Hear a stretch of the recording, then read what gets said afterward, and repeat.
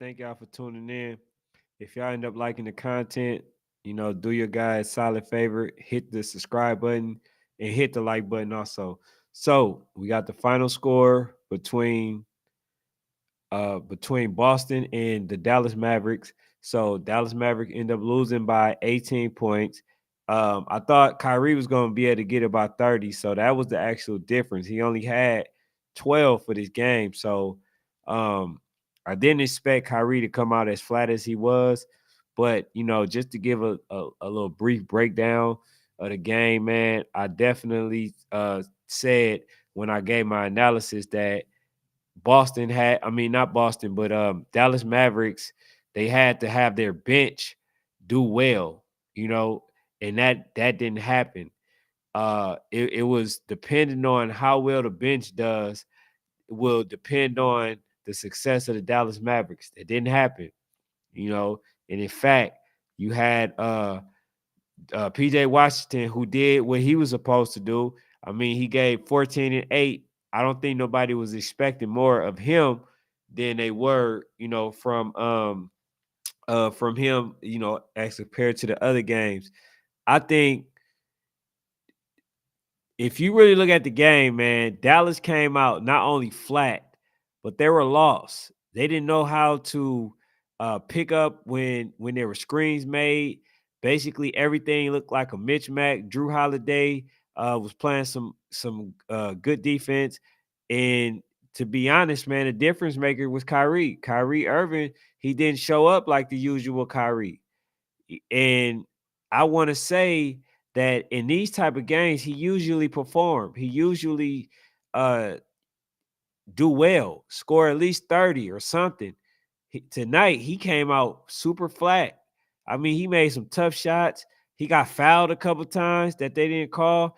And that's the one thing that I seen from the ref as well. They literally allowed the Boston Celtics to play them a lot more physical than vice versa. And it's hard to beat a team when you allowing the calls to only go one way. And in the cold part, I'm not even a Dallas Maverick fan. I'm not a fan of neither team. My favorite team and my home team is the Golden State Warriors. So I have no horse in the race, but I am going to call it down the middle. It's just when you look at it, man, things that usually does not happen in this game. Like for instance, in the open court, Luka get the ball picked, his pockets picked by Jaylen Brown. Jaylen Brown went in for the dunk. And you already know Jaylen Brown gonna come in and perform every night. He ended up having 22 for the game, and then he had some blocks, some key blocks. He also had just a few rebounds, but the person that I'm surprised at and I thought was gonna do just slightly better was Jason Tatum, but he still had a good game with 16 points and 11 rebounds and a few assists. So I want to take my hats off to Jason Tatum for this game, although I still feel like he underperformed according to a superstar, right? I still think that Jaylen Brown is the engine that keep the teams going.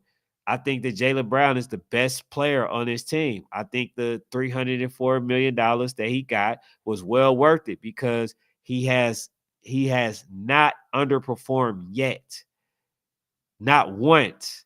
So when he have a good game or okay game, they end up winning. When he don't have a good game and Jason Tatum have a good game, they usually lose.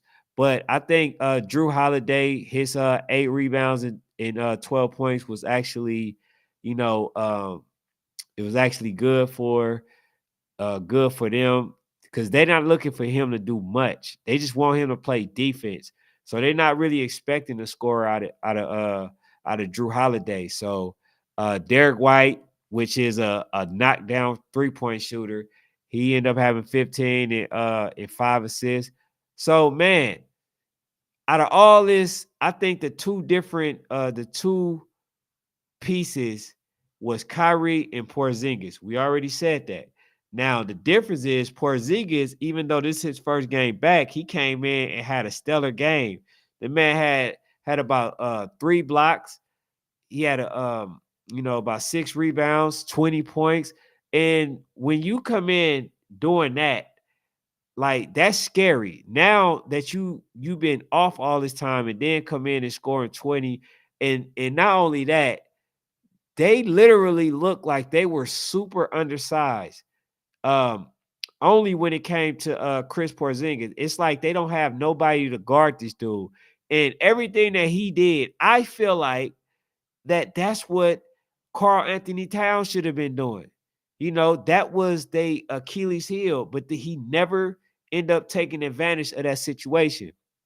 But when you look at Kristaps Porzingis, that dude, man, he was shooting over everybody.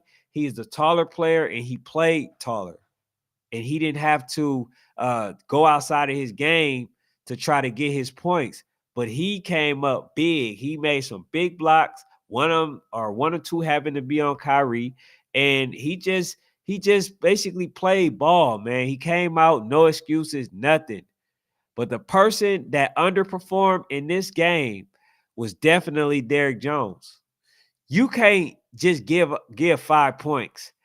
He looked at extra small versus Kristaps Porzingis, and Kristaps Porzingis was basically doing what he wanted with anybody that pretty much guarded him. So they have to go back to the drawing board and figure out what they can do, because I don't think that Kristaps Porzingis is going to continue to have this type of shooting game. Yeah, he may score, he may give you 16, but I don't think it's going to be as efficient as it was tonight. So that's another thing. Then Josh Green, man, you can't be playing 20 minutes and only giving 3 points. That's just not gonna help. That's not gonna help. And then I expected more from Lively. Although he's, fresh for the league, I still think that he should have gave more. He should have definitely gave more. And this is the time when y'all should have somebody like Tim Hardaway, who is a veteran now, but he can shoot the 3-point, and he can literally spread the floor.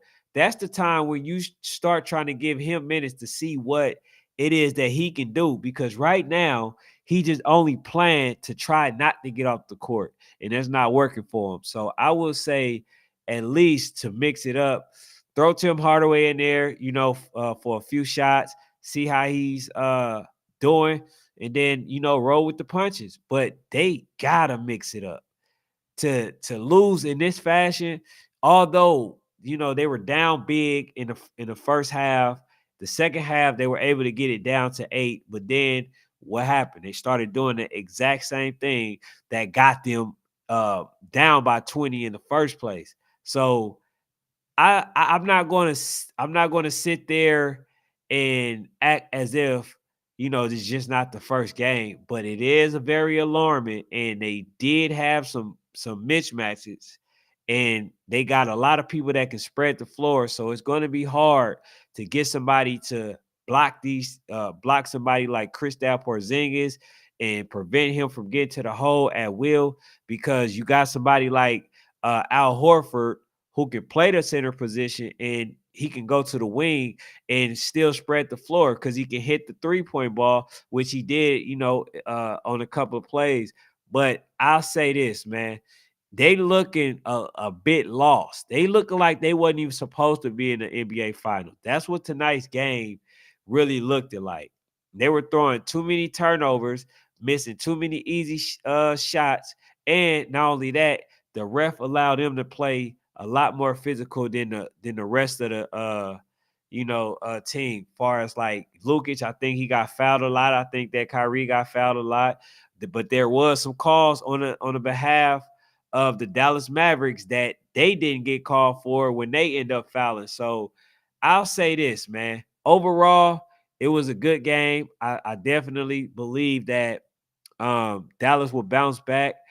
Now, the one thing that I am going to say, right, which is going to be tough, because I would never see, or I can never imagine, even if it happens, Dallas beating them 3 times in a row. I just don't see it happening.